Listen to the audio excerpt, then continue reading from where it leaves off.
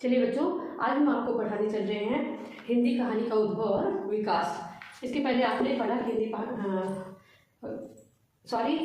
कहानी का उद्भव और विकास हो चुका है और उसको हमने बताया कि कितने भागों में बांटना है, 4 भागों में।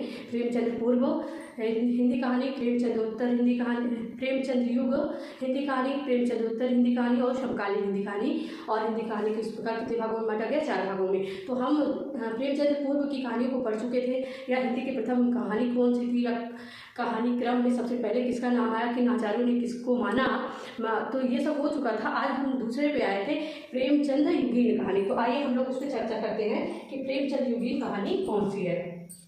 तो आज का टॉपिक है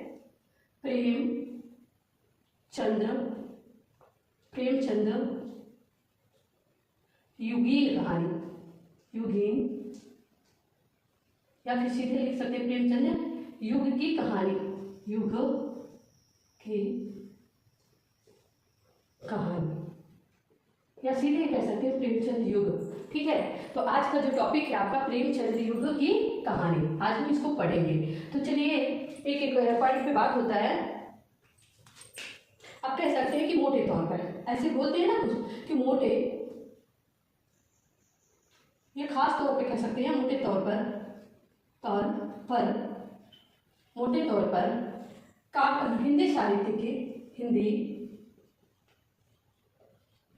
हिंदी साहित्य के छायावाद हिंदी साहित्य के छायावाद युग को या गद्य साहित्य के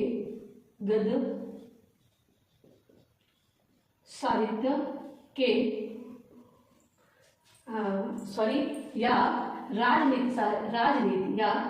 राजनीतिक युग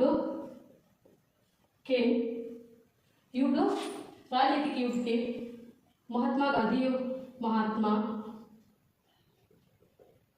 महात्मा गांधी युग को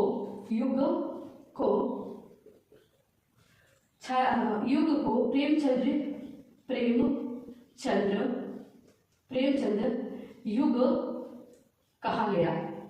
युग कहा गया। गांधी जी का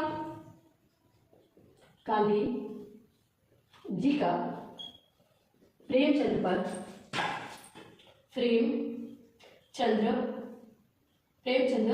पर अधिक प्रभाव था। क्या था? प्रेमचंद पर किसका? गांधी जी का प्रेमचंद पर अधिक प्रभाव था, इसलिए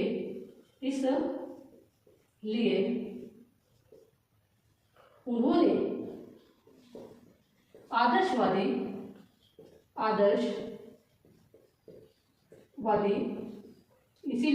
आदर्शवादी कहानियां अधिक लिखी। इसीलिए उन्होंने आदर्शवादी कहानियां अधिक लिखी। ठीक है, आइए आगे बढ़ते हैं। अब देखते हैं कि इस युग को हमने कहा था कि प्रेमचंद युग या प्रेमचंद युग, या ऐसे कह सकते हैं, या जयशंकर युग कहा गया। प्रेमचंद युग या जयशंकर युग दूसरे को कहा गया। क्यों कहा गया? क्योंकि एक नाम आपने देखा कि हिंदी साहित्य के छायावाद युग को, किसको? छायावाद युग को क्या कहा गया? राजनीति में गांधीवादी युग को और छायावादी युग को क्या कहा गया? प्रेमचंद युग। अब छायावाद युग के प्रवर्तक कौन थे? छायावाद के प्रवर्तक कौन थे? जयशंकर। यानी छायावाद को ही किसके नाम से जाना गया? प्रसाद युग कहा गया। जयशंकर प्रसाद युग कहा गया। तो इसलिए इनको क्या माना गया? इनके नाम पर एक युग पड़ा। और प्रेमचंद जी के अनुसार प्रेमचंद ने क्या किया था? प्रेमचंद ने 300 से अधिक कहानियां लिख कर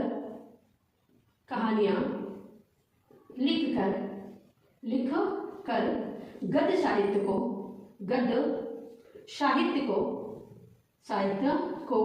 एक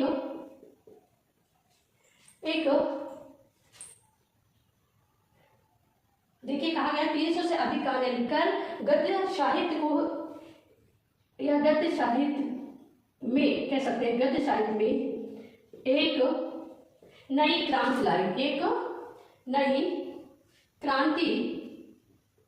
लाई और इसीलिए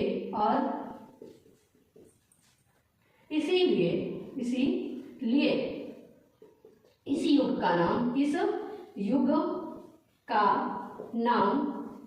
प्रेमचंद के नाम पर पड़ा और इसलिए इस युग का नाम प्रेमचंद के नाम पर पड़ा।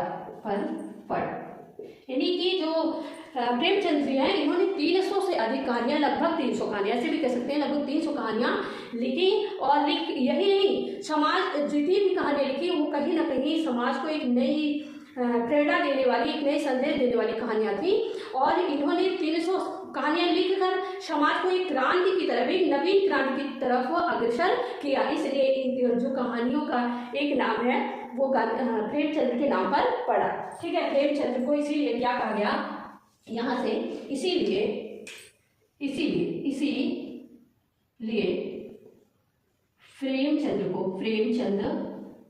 प्रेमचंद को क्या कहा गया, उपन्यास सम्राट और कहानी का बादशाह भी कहा जाता है। या फिर इनको प्रेमचंद को क्या कहा जाता है, उपन्यास एवं कहानी सम्राट, उपन्यास एवं कहानी या कथा सम्राट कह सकते हैं, कहानी सम्राट कहा जाता है। और इनकी कहानी का विषय हमने पहले ही बता दिया, आदर्शवाद था, क्योंकि ये किससे प्रभावित थे, ये गांधी जी से प्रभावित थे। किससे, गांधी जी से प्रभावित थे। और गांधी जी क्या थे, अहिंसा के पुजारी, अहिंसा के पुजारी। और अहिंसा किस मार्ग की ओर ले जाता है आपको, आदर्श की ओर। किधर ले जाता है, आदर्श की ओर। और उनसे प्रभावित होने के कारण इनकी जो कहानियों का विषय था वो अधिकतर आदर्शवादी था। ठीक है, आइए आगे बढ़ते हैं, इतना आपने जाना। और फिर कह सकते हैं कि जयशंकर प्रसाद और इन्होंने मतलब प्रेमचंद ने, जयशंकर प्रसाद और प्रेमचंद जी ने क्या किया। ठीक है, आइए आगे बढ़ते हैं। जयशंकर प्रसाद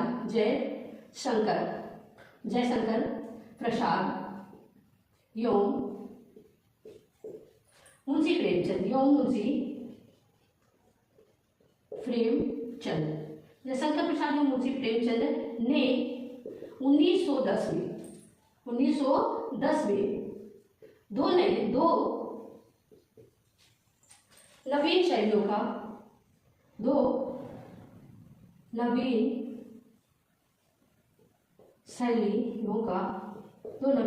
का विकास किया।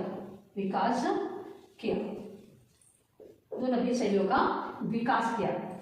किसने, जयशंकर प्रसाद और मुंशी प्रेमचंद ने क्या किया, दो नवीन शैलियों का विकास किया। अब यानी विकास कब किया था, 1910 में। कब किया, 1910 में किया, जो आपके सामने है 1910 में। लेकिन ये पूर्ण रूप से विकसित कब हुई, लेकिन ये पूर्ण रूप से आगे लिख सकते हैं कि लेकिन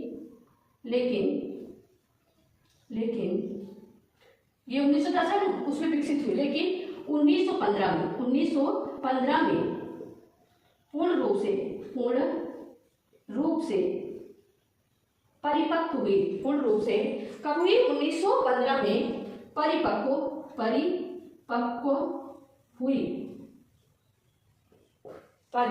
हुई। कब, 1915 में परिपक्व हुई। आइए आगे बढ़ते हैं।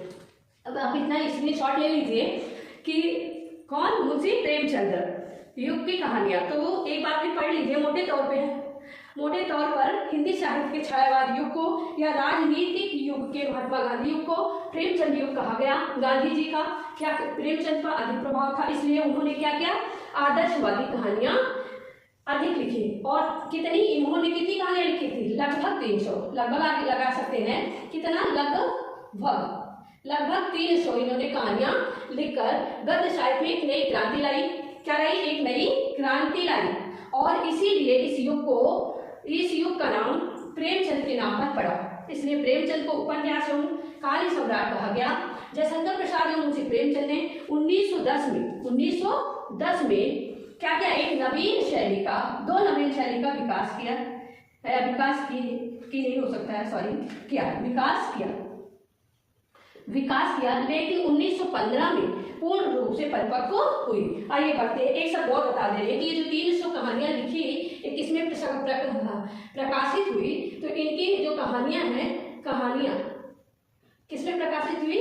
कहानियां मानसरोवर में, मानसरोवर पत्रिका, मानसरोवर में प्रकाशित हुई। किसमें प्रकाशित हुई? कहानियां मानसरोवर में प्रकाशित हुई। पूछा जा सकता है कि इनकी जो कहानियां होती थी वो किसमें प्रकाशित होती थी? मानसरोवर में प्रकाशित होती थी। तो आइए हम आगे बढ़ते हैं। चलिए, अब हमको जानना है कि कौन सी 2 शैलियां विकसित हुई। यानी जयशंकर प्रसाद जी के कहानियों का विषय क्या था और मुंशी प्रेमचंद की कहानियों का विषय क्या था। तो स्क्रीनशॉट ले लीजिए, हम आगे बढ़ते हैं। अब आइए, तो मुंशी प्रेमचंद, चलिए अब आगे बढ़ते हैं। यहाँ तक पढ़ा आपने कि 1910 में 2 शैलियों का विकास हुआ। कितनी शैलियों का? 2 शैलियों का विकास हुआ। कौन कौन सी शैलियां हैं, अब इसको जानना है। और 1910 में मुंशी प्रेमचंद और जयशंकर प्रसाद ने लिखना प्रारंभ किया। क्योंकि आज से आप जानते रहिए कि छायावादी युग को और राजनीति युग में किसका युग चल रहा था? महात्मा गांधी का युग चल रहा था। इसलिए महात्मा गांधी का उन पर अधिक प्रभाव था और जयशंकर प्रसाद के नाम से या प्रेमचंद के नाम से, इसीलिए उस युग को जाना गया। तो आइए हम देखते हैं कि 2 शैलियां कौन सी 2 शैलियां मुंशी प्रेमचंद, 2 शैलियों का विकास हुआ। 2 शैली। अब 2 शैली मुख्य रूप से कौन थी? बहुत सारी शैलियां थी जो मुख्य रूप से, एक शब्द लगाते हैं, मुख्य 2 शैली कौन कौन सी? जयशंकर प्रसाद के अनुसार, जयशंकर प्रसाद के अनुसार, जयशंकर प्रसाद के अनुसार शैली थी 2 शैली। नंबर 1 ये जयशंकर प्रसाद के अनुसार और दूसरा हमको लिखना है मुंशी प्रेमचंद के अनुसार। मुंशी प्रेमचंद, जयशंकर प्रसाद और मुंशी प्रेमचंद। आइए देखते हैं जयशंकर प्रसाद के अनुसार। जयशंकर प्रसाद ने क्या बनाया? मानव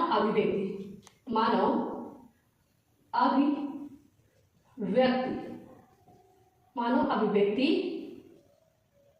को अपनाया। मानव अभिव्यक्ति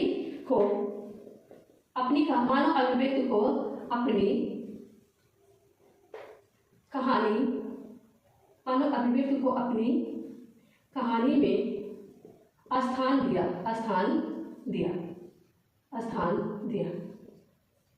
ठीक है, मानव अभिव्यक्ति को अपनी कहानी में स्थान दिया। और मुंशी प्रेमचंद ने किसको? आदर्शवाद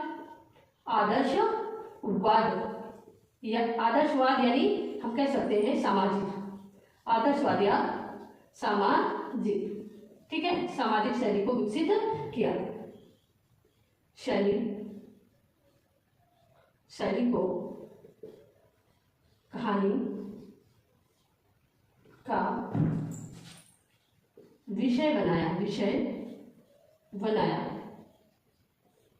ठीक है, मानव अभिव्यक्ति को अपनी कहानी में स्थान किसने दिया था? जयशंकर प्रसाद ने। उसके बाद मुंशी प्रेमचंद ने आदर्शवाद सामाजिक शैली को कहानी का विषय बनाया। ठीक है, आगे बढ़ते हैं हम। अब आगे हमको क्या जानना है? अब हमको जानना जयशंकर प्रसाद के विषय में आमतौर पे जान लेते हैं क्या है। तो जयशंकर, क्योंकि इन्हीं के नाम पे ये युग पड़ा, तो हम जयशंकर प्रसाद के विषय में देखते हैं कि जयशंकर प्रसाद के नाम पे क्यों पड़ा या फिर क्या है इसका कारण। सबसे पहले मुंशी प्रेमचंद, क्या? मुंशी प्रेमचंद पढ़ते हैं इनके विषय में। मुंशी प्रेमचंद का जो जन्म है, सबसे पहले पढ़ते हैं जन्म। मुंशी प्रेमचंद का जन्म कब? 31 जुलाई सन 1888 में। कहाँ हुआ? 1888 में। और कहाँ हुआ? स्थान स्थान कहाँ के? वाराणसी के, वाराणसी, वाराणसी के लमही नामक, वाराणसी के लमही नामक गांव में हुआ था, गांव में हुआ था, वाराणसी के लमही नामक गांव में हुआ था। ठीक है, स्थान। अब आगे बढ़ते हैं। मुंशी प्रेमचंद्र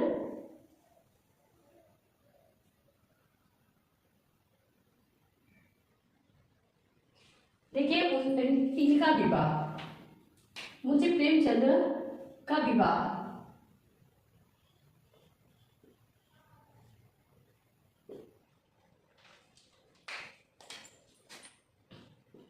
इन्होंने दो विवाह किया था, दो विवाह किया था।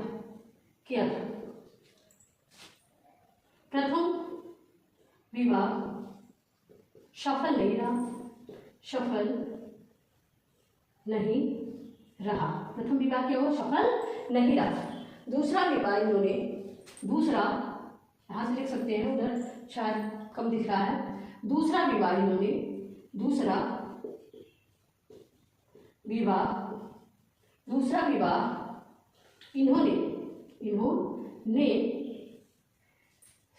बाल विधवा, कह सकते हैं बाल विधवा, बाल विधवा में बचपन में किसकी शादी हुई, लेकिन क्या हुआ, उस बचपन में ही पति की मृत्यु हो गई, तो उसको कहते हैं बाल विधवा। यानी बालपन में इनकी शादी हुई और शादी के तुरंत कुछ ही समय बाद क्या हुआ, उनके पति खत्म हो गए। तो दूसरा विवाह इन्होंने बाल विधवा किससे किया? नाम है शिवरानी देवी, क्यों? रानी देवी, दूसरा विवाह इन्होंने शिवरानी देवी से किया। ठीक है, शिवरानी देवी ये भी मानी हुई हस्ती हैं। तो दूसरा विवाह इन्होंने किससे किया? बाल विधवा शिवरानी देवी से किया। उनसे 3 संतानें हुई, उनसे संतान यहाँ से लिख दे रहे हैं, उधर कम दिखाई दे रहा। संतान को 3 थी। संतान कितनी थी? 3। कौन कौन सी? 2 पुत्र 1 पुत्री। पुत्री का नाम क्या था? कमला। पुत्री का नाम क्या था? कमला देवी। पुत्री का नाम कमला देवी। पुत्र 2 थे, एक का नाम था अमृत राय और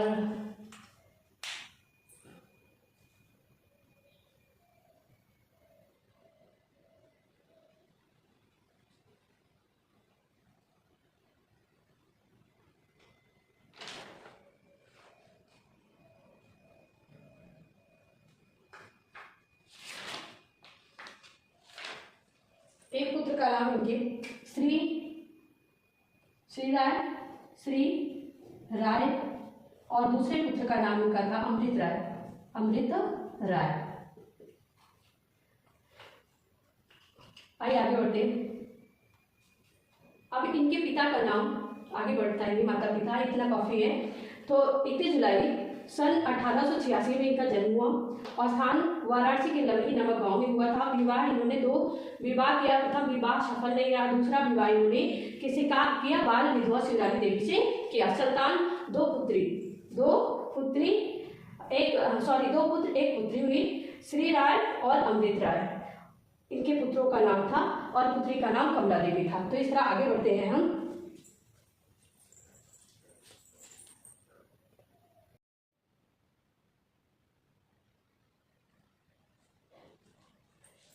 तो आगे बताते हैं कि पिता ने इनका नाम धनपत राय रखा।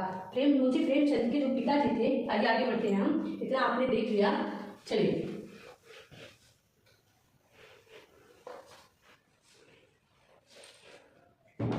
अब देखते हैं। मुंशी प्रेमचंद के पिताजी ने, मुंशी प्रेमचंद के पिता ने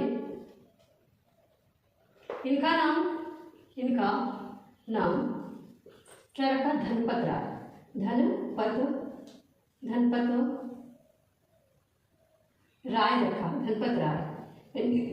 मुंशी प्रेमचंद के पिता में इनका नाम क्या रखा, धनपत राय रखा, यानी बचपन में कह सकते हैं, बचपन में इनको धनपत राय कहा जाता था, धनपत राय, धनपत राय कहा जाता था। यानी कि इनका जो मुंशी प्रेमचंद का नाम था वो बचपन में धनपत राय था। किसने रखा था, इनके पिताजी ने रखा था, लेकिन इनके ताऊ यानी पिताजी के बड़े भाई ताऊ जी ने किसके ताऊ जी, आप जाने मुंशी प्रेमचंद के ताऊ जी ने इन्हें नवाब राय कहना प्रारंभ किया, नवाब राय कहना प्रारंभ किया, नवाब राय कहना प्रारंभ किया। और धीरे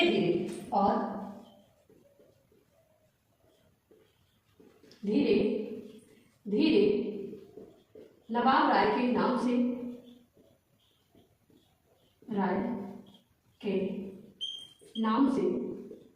नवाब राय के नाम से जाना जाने लगे, नवाब राय के नाम से विख्यात हुए। और इन्होंने प्रथम रचना क्या किया, मुंशी प्रेमचंद ने अपनी प्रथम रचना, मुंशी प्रेमचंद ने अपनी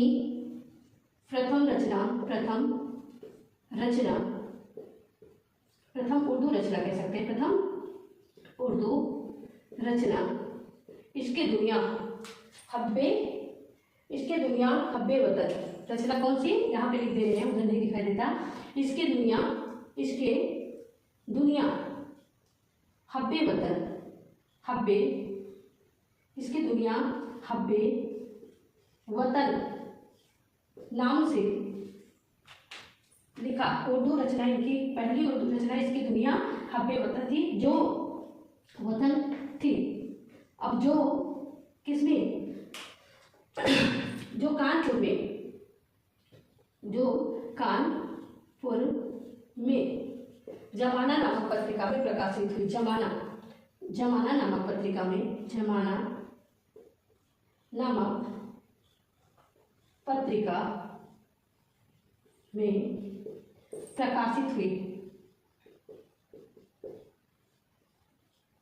इसके दुनिया हब्बे वतन। फिर इन्होंने देखिए ये प्रथम रचना थी, इनकी प्रथम कहानी, इनकी आगे कह सकते हैं इनकी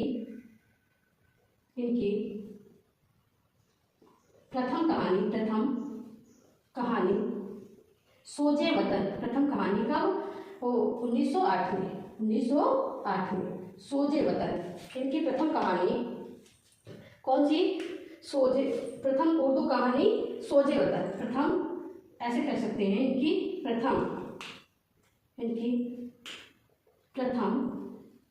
उर्दू कहानी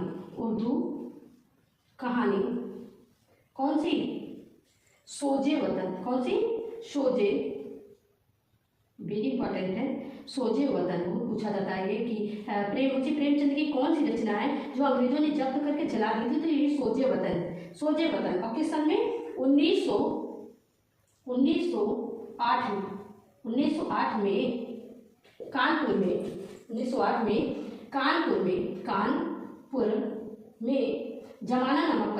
जमाना नामक पत्रिका में प्रकाशित हुई, जमाना नामक पत्रिका में प्रकाशित हुई, जमाना नामक पत्रिका में प्रकाशित हुई। कब, 1908 में। आपके सामने 1908 में जमाना नामक पत्रिका में, कहाँ पे, कानपुर में प्रकाशित हुई।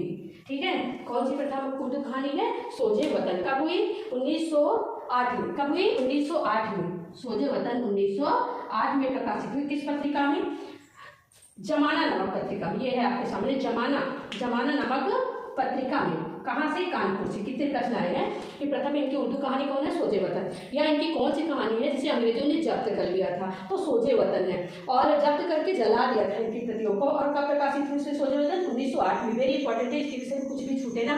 किस पत्रिका में प्रकाशित हुई? जमाना नामक पत्रिका में। कहाँ से प्रकाशित हुई थी? कानपुर से हुई थी। तो इतना वेरी इंपॉर्टेंट है, आप याद रखिएगा। चलिए हम लोग आगे बढ़ते हैं। अब इतना आपने देखा, शॉर्ट स्क्रीनशॉट लेना हो तो ले लीजिए, फिर हम आगे बढ़ते हैं। अब देखिए यहाँ कितने प्रश्न पूछे जा सकते हैं कि मुंशी प्रेमचंद के बचपन का नाम क्या था? तो धनपत राय था। या उनके पिताजी उनको बचपन में क्या कहते थे? धनपत राय कहते थे। बचपन में इनको धनपत राय कहा जाता था, देखा। और ताऊ जी, उनके पापा के बड़े भाई यानी ताऊ जी ने इन्हें क्या कहा? उनके ताऊ जी इनको किस नाम से जानते थे? नवाब राय थे। या फिर किस नाम से विख्यात थे? नवाब राय थे। देखिए बचपन में इनका नाम धनपत राय था, लेकिन विख्यात किस नाम से? नवाब राय के नाम से विख्यात थे, कहना प्रारंभ किया। और धीरे धीरे क्या हुआ? इनको धनपत राय ना जानकर सब नवाब राय जानने लगे और इसी नाम से विख्यात हुए। मुंशी प्रेमचंद ने अपनी प्रथम उर्दू रचना इसके दुनिया हब्बे वतन थी, जो कानपुर में जमाना नामक पत्रिका में ये भी प्रकाशित हुई थी। पहली बात तो इसका इंपॉर्टेंट क्या है? इसके दुनिया हब्बे वतन, ये नवाब राय के नाम से कहानियां लिखते थे। नवाब राय, उर्दू की जितनी कहानियां, ये प्रारंभ में जो कहानियां लिखी इन्होंने नवाब राय के नाम से लिखा। नवाब राय के नाम से लिखना प्रारंभ किया, नवाब राय से। ठीक है, जितनी उर्दू की कहानियां प्रारंभ में थी वो किसके नाम से थी? कहानियां, उपन्यास, जितनी भी रचनाएं थी वो नवाब राय के नाम से लिखते थे। आइए आगे बढ़ते हैं। चलिए, तो आपने देखा कि जमाना नामक पत्रिका में क्या हुआ? सोजे वतन, इनकी प्रथम उर्दू कहानी प्रकाशित हुई। कहाँ से प्रकाशित हुई थी? कानपुर से। किस पत्रिका में? जमाना नामक पत्रिका में। किस सन में? 1908 में। अब देखिए क्या हुआ। अब जैसे प्रकाशित हुई तो ये धीरे धीरे क्या हुआ? समाज में एक नई क्रांति लाने लगी, क्योंकि ये समाज को एक संदेश था इस पत्रिका के माध्यम से। तो वहाँ के कलेक्टर, यानी जो कलेक्टर होते थे वो अंग्रेज होते थे उस समय। हमारे यहाँ होते थे, हमारे यहाँ मतलब भारत में क्या होते थे? कलेक्टर। जो कलेक्टर की पोस्ट होती थी, कलेक्टर की पोस्ट होती थी या कलेक्टर होते थे वो कौन होते थे? अंग्रेज होते थे। अंग्रेज होते थे। उनको ये बात अच्छी नहीं लगी, हमारे भारत में कलेक्टर होते थे तो कौन से होते थे? अंग्रेज होते थे। वो उस पद पे कौन होते थे? अंग्रेज। और उनको ये बात अच्छी नहीं लगी। उनको सोजे वतन नामक पत्रिका भड़काऊ लगी। कैसी लगी? भड़काऊ लगी। और उन्होंने क्या किया? उसको जलाना प्रारंभ, उसको मतलब सोजे वतन नामक पत्रिका, सोजे वतन नामक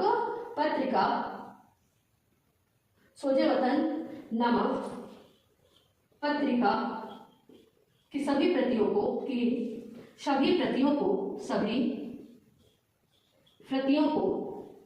ढूंढ कर जलाना प्रारंभ किया। ढूंढ कर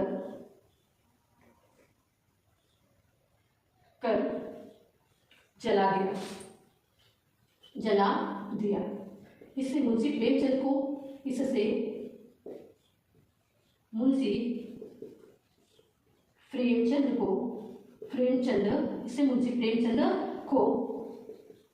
बहुत कष्ट हुआ।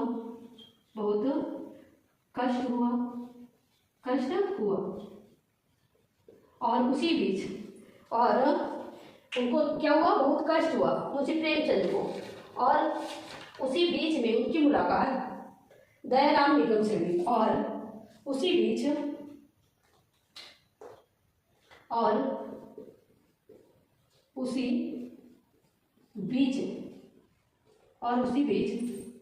उनकी मुलाकात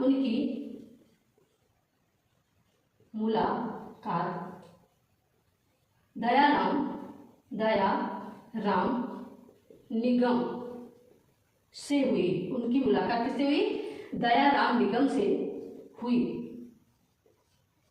मुंशी प्रेमचंद की क्या हुआ? सोजे वतन जब प्रतियां उनकी जला दी, कौन? अंग्रेज कलेक्टर।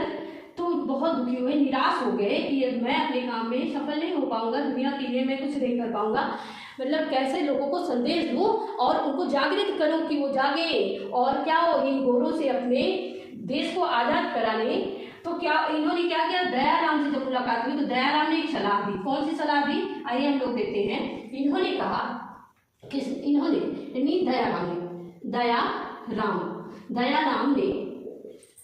दयाराम ने मुंशी प्रेमचंद को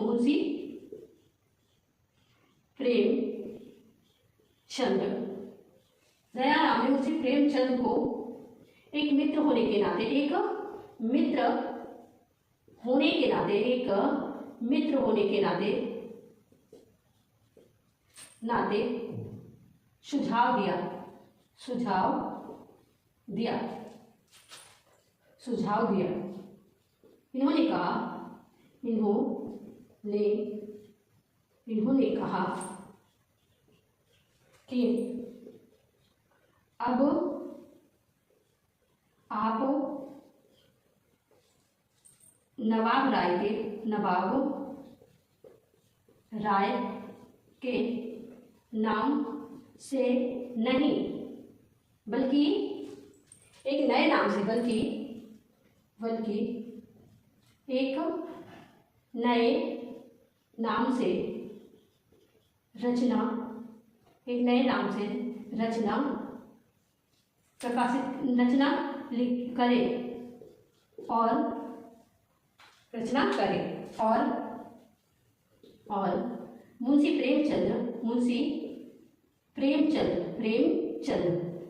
प्रेमचंद नाम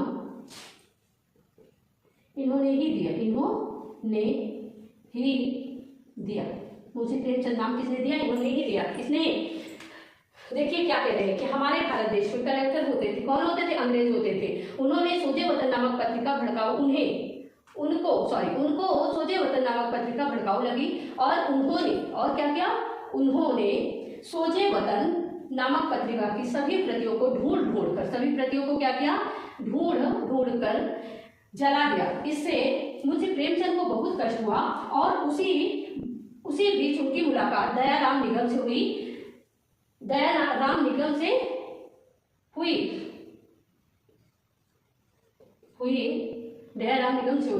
दयाराम ने मुंशी प्रेमचंद को एक मित्र होने के नाते सुझाव दिया। उन्होंने कहा कि अब आप नवाब राय के नाम से नहीं, बल्कि एक नए नाम से रचना करें। और मुंशी प्रेमचंद, वेरी इंपॉर्टेंट है, मुंशी प्रेमचंद नाम किसने दिया? तो दयाराम निगम ने दिया। मुंशी प्रेमचंद क्या किया? नाम उन्होंने ही दिया। और मुंशी प्रेमचंद नाम किसने दिया? उन्होंने भी, दयाराम निगम ने। मुंशी प्रेमचंद नाम किसने दिया? दयाराम निगम ने दिया। किसने दिया? दयाराम निगम, वेरी इंपॉर्टेंट है, निगम ने दिया। और कथा सम्राट किसने कहा था? कथा सम्राट आगे बताएंगे आपको। चलिए, शरतचंद्र कथा सम्राट। अभी कहते ना कि मुंशी प्रेमचंद को क्या कहा जाता था? मुंशी प्रेमचंद को क्या कहा जाता था? कथा या उपन्यास सम्राट, कथा या उपन्यास सम्राट कहा जाता था। मुंशी प्रेमचंद को कथा या उपन्यास सम्राट कहा जाता था। ठीक है, कहा जाता था। और ये किसने कहा था? कथा या उपन्यास सम्राट किसने कहा? तो किसने कहा था? शरतचंद्र। और किसने कहा था कथा या उपन्यास सम्राट? तो ये बंगला साहित्यकार है शरतचंद्र। बंगला साहित्यकार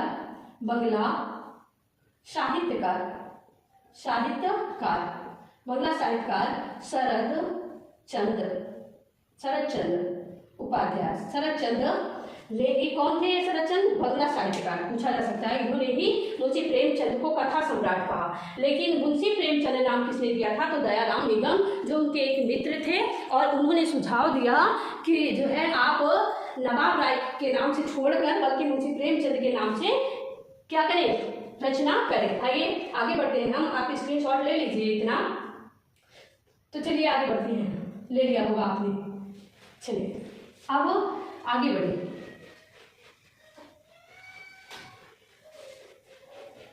अब आगे जो है उनके सुझाव को मानकर मुंशी प्रेमचंद ने क्या किया था? उनके सुझाव को मानकर मुंशी प्रेमचंद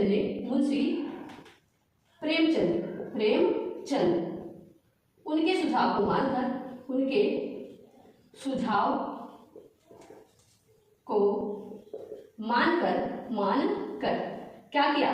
सन का 1900 यहां से दिखाई नहीं देता, मानकर सन 1910 में हिंदी कहानी हिंदी कहानी कौन सी? बड़े घर की बेटी। कब क्या था? जो बड़े घर की बेटी है 1910 में। या फिर ऐसे कह सकते हैं कि प्रेमचंद नाम से उनकी पहली कहानी, प्रेमचंद नाम से, हिंदी की पहली कहानी नहीं कह सकते हैं, प्रेमचंद नाम से, प्रेमचंद 1910 में प्रेमचंद नाम से, इसको पूरा कर देते हैं। मुंशी प्रेमचंद उनके सुझाव को मानकर, ठीक है, मुंशी प्रेमचंद उनके सुझाव को मानकर प्रेमचंद नाम से, प्रेमचंद नाम से सन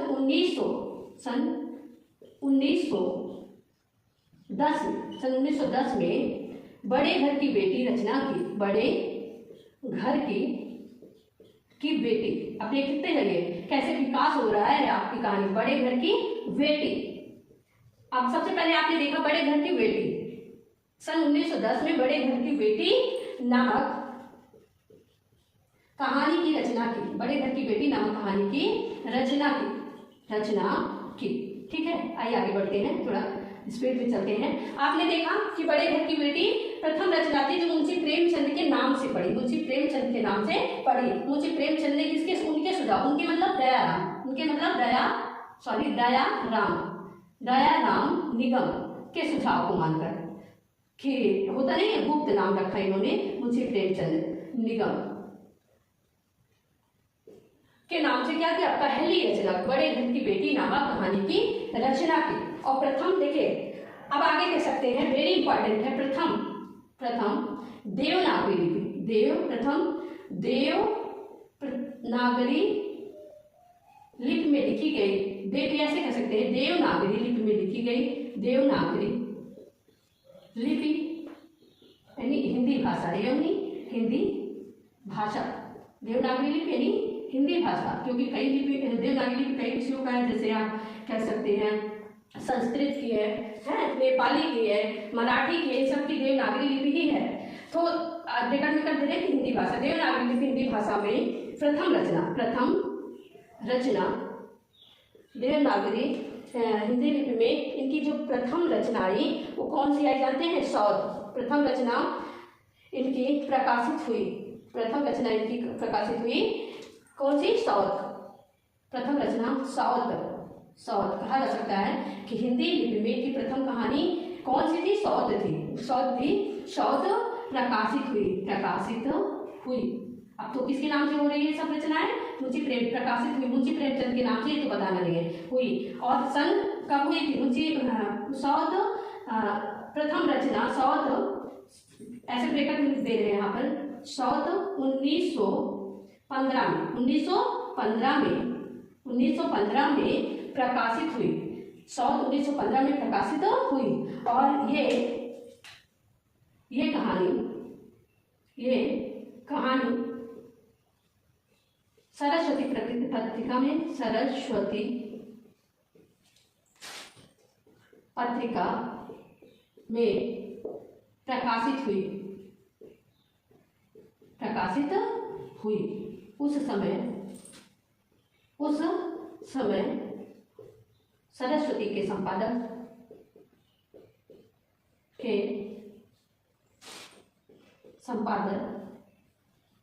महावीर प्रसाद द्विवेदी थे। महावीर प्रसाद द्विवेदी जी थे। द्विवेदी थे। महावीर प्रसाद द्विवेदी का समय आप जानते होंगे, कब से कब तक था? महावीर प्रसाद द्विवेदी का जो समय था वो 1903 से 1920 तक, और प्रकाशित कब हुई?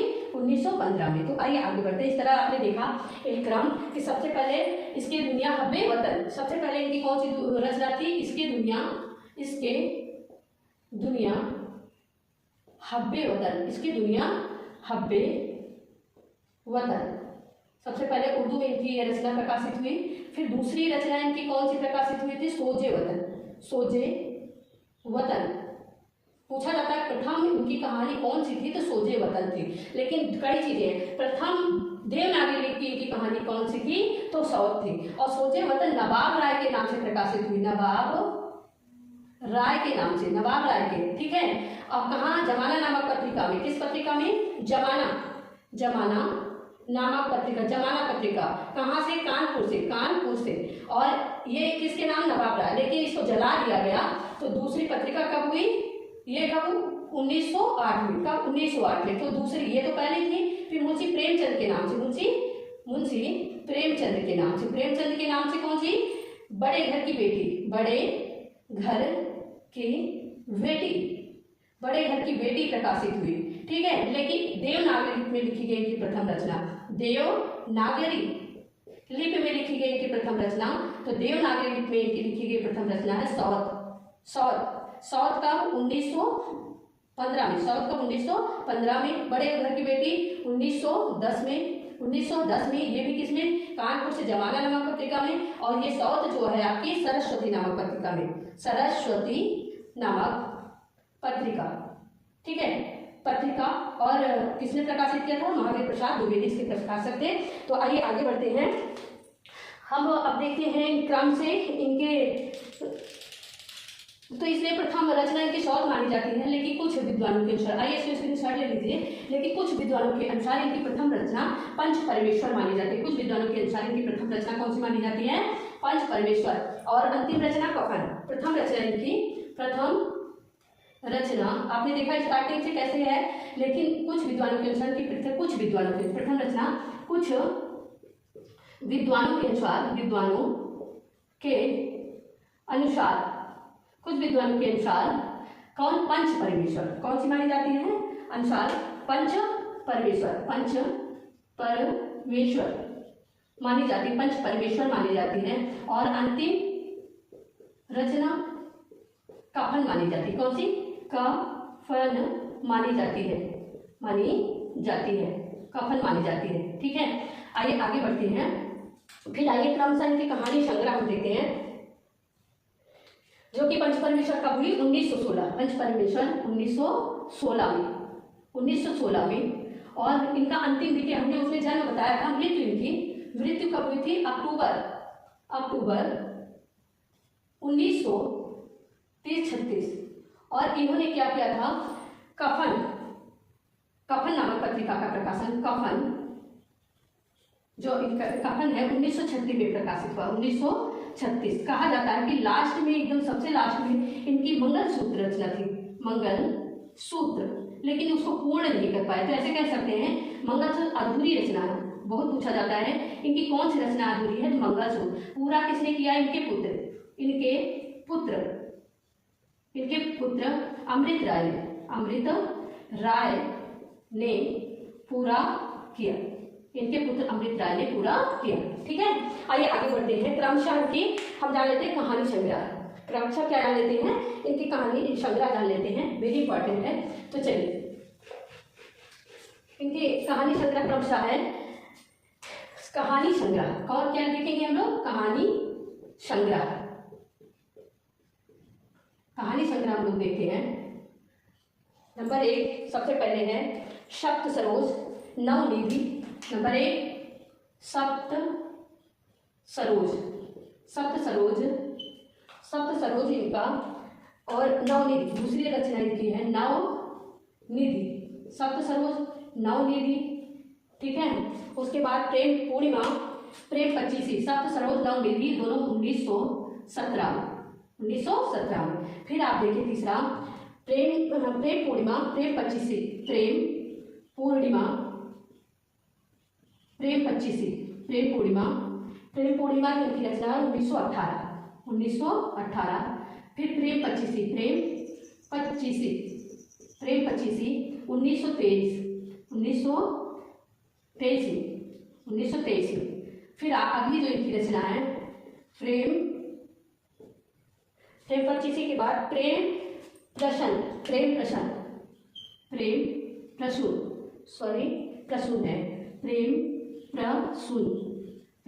जो इनकी रचना है 1924 में। फिर इनका है प्रेम द्वादश है, प्रेम द्वादश की जो है 1926 में। अब आगे बढ़ते हैं, इसी तरह है प्रेम प्रतिज्ञा, प्रेम प्रतिमा, प्रेम प्रतिमा, प्रेम प्रतिज्ञा, प्रेम प्रतिज्ञा, प्रेम प्रतिमा, प्रेम प्रतिज्ञा, इनकी जो रचना है प्रेम प्रतिमा, प्रेम प्रतिज्ञा 26। उसके बाद 29, प्रेम प्रतिज्ञा का 29वीं, उस प्रेम प्रतिज्ञा, प्रेम चतुर्थी, प्रेम पुंज, प्रेम चतुर्थी, प्रेम चतुर्थी, प्रेम चतुर्थी, ये भी कब हुआ था 29वें। प्रेम पुंज, प्रेम पुंज, प्रेम पुंज लिखा है, प्रेम पुंज 1930 में, 1930, प्रेम पुंज का 1930 में। सप्त सुमन, वेरी इंपॉर्टेंट है, सप्त सुमन और कफन, सप्त सुमन कफन 1936 को आप ही जान रहे हैं कि अंतिम रचना कफन थी। उसके बाद इन्होंने मंगलसूत्र भी लिखा था लेकिन उसको पूर्ण नहीं किया था, पूर्ण अमृत लाल नहीं किया, इसलिए अंतिम रचना कफन ही मानी जाएगी। ठीक है, आइए आगे बढ़ते हैं। तो कितना हो गया, 9, 10, 11, 12। ठीक है, और जो सप्त सुमन है 1930 में ही ये भी था, 1930, सप्त सुमन कब, 1930 में। तो इसको शॉर्ट ले लीजिए, तो हम आगे बढ़ते हैं। ये कहानी संग्रह है। सप्त सरोज, नवनिधि, प्रेम पूर्णिमा, प्रेम पच्चीसी, प्रेम प्रसून, प्रेम द्वादश, प्रेम पूर्णिमा, प्रेम प्रतिज्ञा, प्रेम चतुर्थी, प्रेम पुंज, सप्त सुमन और कफन।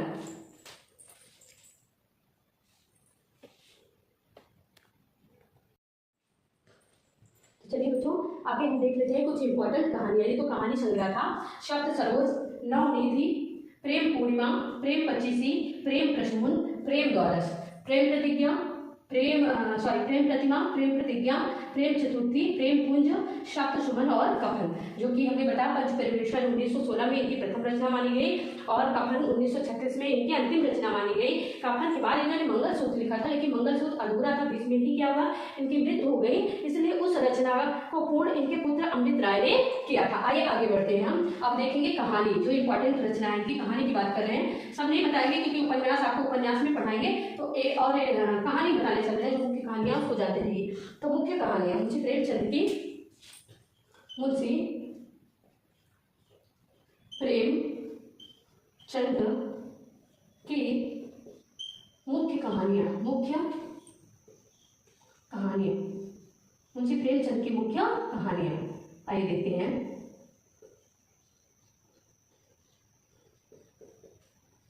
मुख्य कहानियां कौन कौन सी हैं, तो चलिए एक एक को हम लोग जान लेते हैं। नंबर 1, नमक का दरोगा, नमक का दरोगा, नमक का दरोगा। नंबर 2 आपका हो जाएगा सज्जनता का दंड, सज्जनता, सज्जनता का दंड, सज्जनता का दंड। नंबर 3 हो जाएगा दुर्गा का मंदिर, दुर्गा का मंदिर, दुर्गा का मंदिर, ठाकुर का कुआं, ठाकुर का कुआं, ठाकुर का कुआं, दुर्गा का मंदिर, ठाकुर का कुआं, ईश्वरीय न्याय, ईश्वरीय न्याय, ईश्वरीय न्याय, सॉरी न्याय, ईश्वरीय न्याय, ठाकुर का कुआं, दुर्गा का मंदिर, आपने जैसे लिखा सज्जनता, नमक का दरोगा, ये सब क्या है, इनकी विख्यात कहानियां हैं मुंशी प्रेमचंद की, जो कि कहीं ना कहीं पूछी जाती हैं। आइए देखते हैं। बूढ़ी काकी, क्या है, बूढ़ी काकी, बूढ़ी काकी, पूस की रात, छठवां। चलते शांति, शांति सतवां। फिर 8वां है पूस की रात, पूस की रात, पूस की रात। फिर आगे बढ़ते हैं। सवा सेर गेहूं, 9वां हो जाएगा इनका, सवा सेर गेहूं, सवा सेर गेहूं। 10वीं रचना हम आपने देख लेते हैं। 10वीं रचना क्या, शतरंज के खिलाड़ी, शतरंज, शतरंज, शतरंज के खिलाड़ी, खिलाड़ी। मुक्ति मार्ग, मुक्ति मार्ग, मुक्ति मार्ग, शतरंज के खिलाड़ी। आगे मुक्ति धन, मुक्ति धन, मुक्ति धन, 11 और 12 बहुत सारी लेसन है। हमने बताया 300 कहानियाँ इन्होंने लिखी है। लेकिन आगे देखते हैं मुक्तिधन। सौभाग्य के कोड़े दो सखियाँ, सौभाग्य के कोड़े, सौभाग्य के कोड़े दो सखियाँ अलगोजा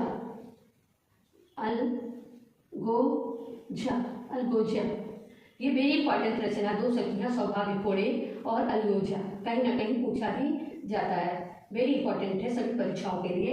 आगे इनका है पूस की रात समर यात्रा, पूस की रात शायद लिखती है हम, हो चुका, पूस की रात हो चुका है। आपका है समर यात्रा, छठा है समर यात्रा। तो आज यही समाप्त करते हैं। अगले वीडियो में हम आपको पुनः ऐसे ही आगे जयशंकर प्रसाद को बताएंगे। कहानियाँ बहुत सारी हैं लेकिन जो इम्पोर्टेंट है हमने लिखवा दिया है। आगे आपको बताएंगे जयशंकर प्रसाद के अनुसार, किसके, जयशंकर प्रसाद की कहानियाँ, जयशंकर प्रसाद की कहानियाँ बताएंगे आपको। चलिए, तो यही आज वीडियो को समाप्त करते हैं। आप स्क्रीनशॉट लेना चाहते हो तो ले लें।